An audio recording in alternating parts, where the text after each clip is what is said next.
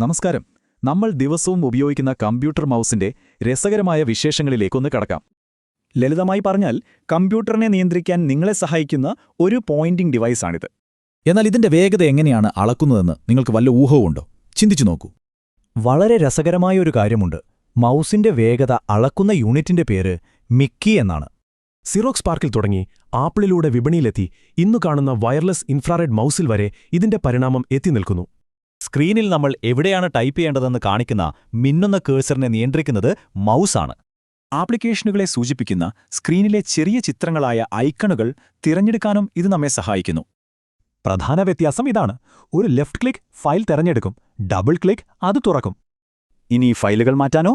Click ചെയ്യുക, drag ചെയ്യുക, പുതിയ സ്ഥലത്ത് ഡ്രോപ്പ് ചെയ്യുക. വളരെ എളുപ്പമാണ്. റൈറ്റ് ക്ലിക്ക് ചെയ്താൽ മെനു തുറക്കാം, സ്ക്രോൾ ചെയ്താൽ പേജുകൾ മുകളിലേക്കും താഴേക്കും വേഗത്തിൽ നീക്കാം. സത്യത്തിൽ കമ്പ്യൂട്ടറുമായുള്ള നമ്മുടെ ദൈനംദിന ഉപയോഗം വളരെ എളുപ്പമാക്കുന്നത് ഈ ചെറിയ ഉപകരണമാണ്.